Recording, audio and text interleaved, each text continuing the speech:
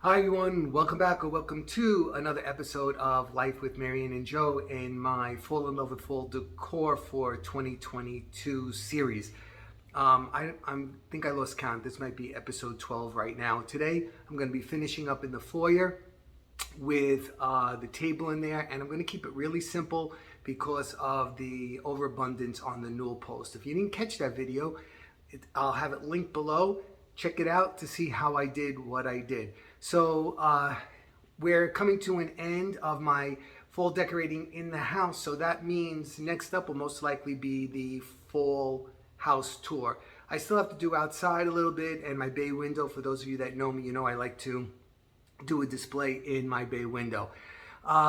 Before we go any further though, I'd really appreciate it if you would give me a thumbs up and subscribe. It's free. You don't want to miss anything that's coming up, especially with Christmas on its way.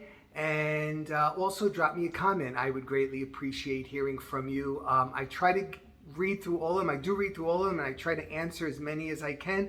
But know that I do read them, and I appreciate every single one of you that take the time to stop by and say hello. So before we actually get into the decorating of the table, I'm going to give you a little bit of background on where the table came from. So hope you enjoyed the video. Okay, so we found this piece actually on the side of the road, and it's actually in pretty good shape, and I thought it would make a good sofa table. So I have it against this wall right now because I have a sofa table behind the sofa, but I'm going to switch them out. So here, what I have to do first is, because it has, kind of like a 70s vibe to it, I guess you would say, but I think once I get done, it'll fit in very well here at the beach house. What I'm going to do is I'm going to refinish this top here and here. I'm leaving this black because we have a lot of gray, black, and white in here. So my goal today is to finish this. But let me make a close-up for you. I want to show you something that there is on the piece. Okay, so the piece is in pretty good shape, as you can see. And this is like a wrought iron kind, or an iron, and then the wood, which like I said, I'm going to refinish. And then this glass insert, I'm not positive yet, but it has that amber kind of a look. So I think I might use the spray, the stuff that you use on windows and doors if you want to like fog it so people can't see through. I think I'm going to redo this top because this has more of an older look. But look right here, there is this huge scratch right here. Now I saw a technique online, and I'm going to try it out and show you if it works. Supposedly, if I put water in there and then I put a towel over it and then I use a hot iron, I can steam out that big dent. But first thing I'm going to do is I'm going to sand this whole thing lightly because I am going to wind up painting it.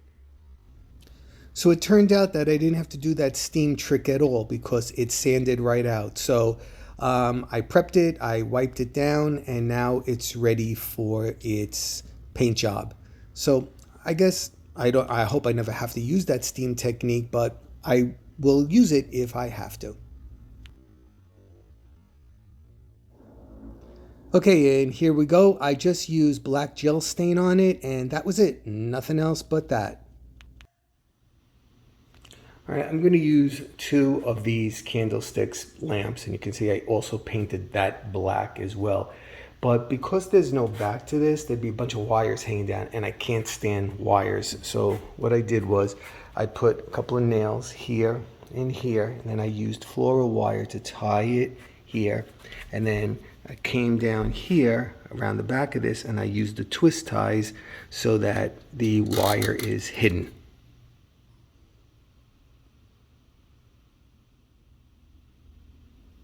And like I always like to do, I used a rug for the season. It is brown, black, green with leaves. Next up is this corner because I don't like that transition. I want to get rid of that, so I'm going to put a little something there.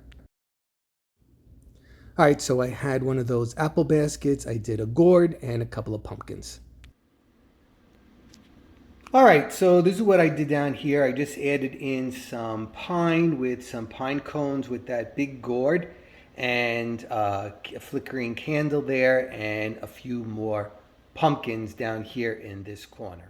Okay, so I'll show you the finished product because I zoomed ahead and I kept it really simple because the newel post is so dramatic. What I wanted to ask you is, what do you think about those two vases that I have up there on the sconces?